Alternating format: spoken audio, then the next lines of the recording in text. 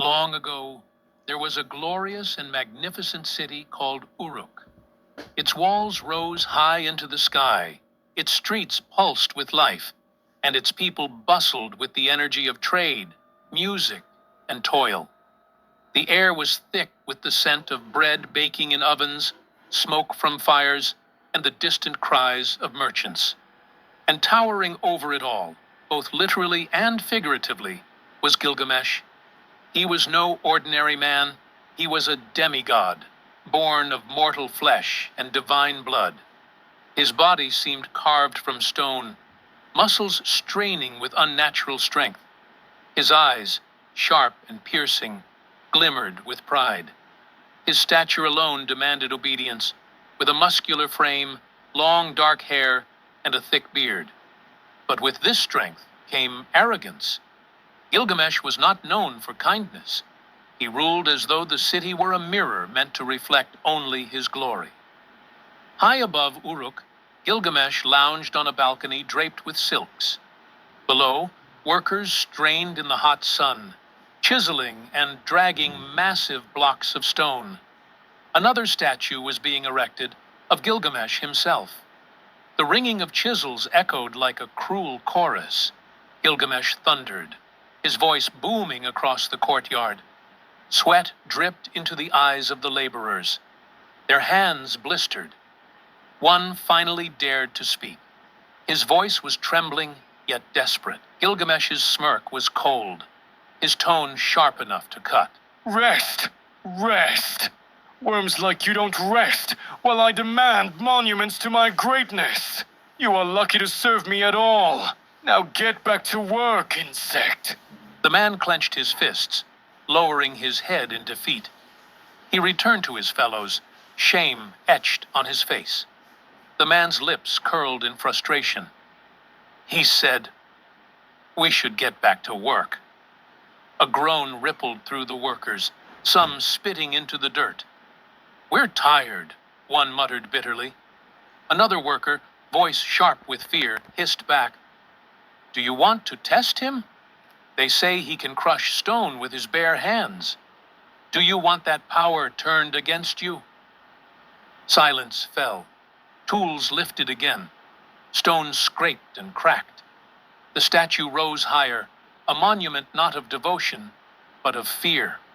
Above them, Gilgamesh raised his goblet, the sunlight gleaming against the gold rim. He laughed and slammed it down on the table. Clang! The sound rang out across the courtyard like mockery. His people were ants, and he their careless master. But Uruk would not remain silent under such a king, for change, whether by God or man, was already stirring. A lovely celebration. The streets of Uruk thrummed with music and laughter. Bright garlands swayed overhead, children darted between dancers, and tables overflowed with roasted lamb, dates, figs, and wine. Today was no ordinary day. It was a wedding. Families gathered in their finest clothes, voices rising in joy as the bride and groom prepared to begin their sacred vows. But the celebration was cut short by a booming voice. Hey! Have the festivities already started without me? Heads turned. A hush fell. The crowd shifted nervously as a towering figure strode in without invitation. Gilgamesh, king of Uruk. The guests bowed their heads, not out of respect, but out of frustration, annoyance, even fear. Did he really have to come here? One whispered. This is getting out of hand, muttered another. But Gilgamesh only grinned wide. Come on, it's a wedding. Let's have some fun already. Ignoring the wary stares, he threw himself into the back row, devouring the feast before the couple had even tasted it. He laughed too loudly, spilled wine across the rugs, leaned back on a chair until it groaned under his weight. So when is this party going to start already? I've eaten all your food, and your glorious king is still hungry. He bellowed between mouthfuls. That was when a new voice rang out across the courtyard.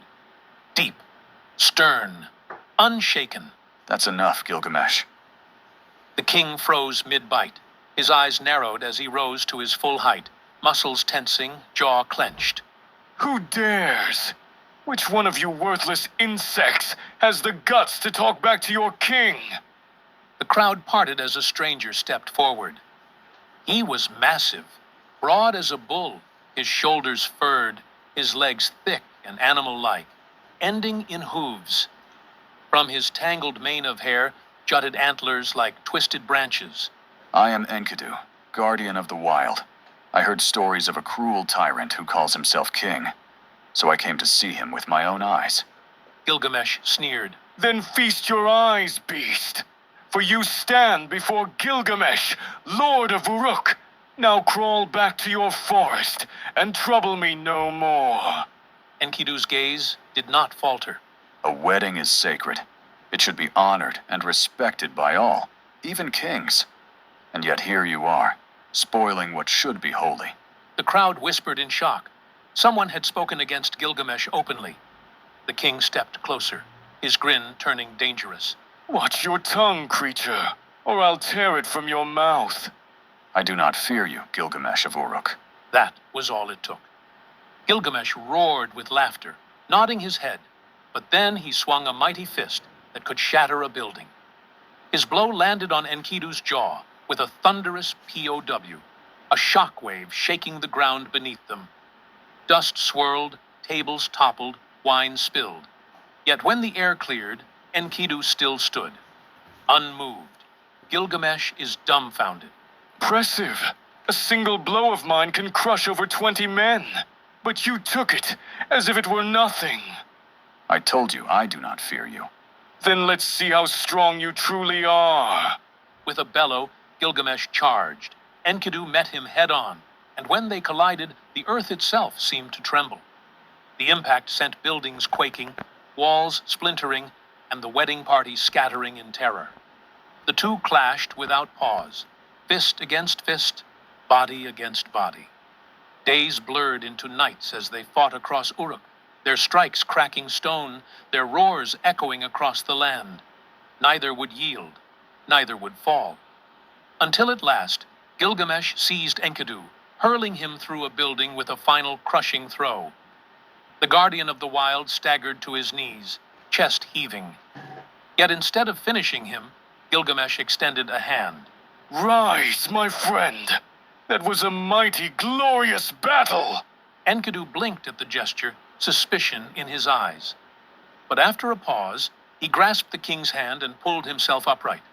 The battle was glorious indeed. But you, Gilgamesh, you waste your strength. If you are truly king, then you must be better. Gilgamesh only laughed, clapping his new rival on the shoulder. Whatever you say, wild man. That fight was spectacular.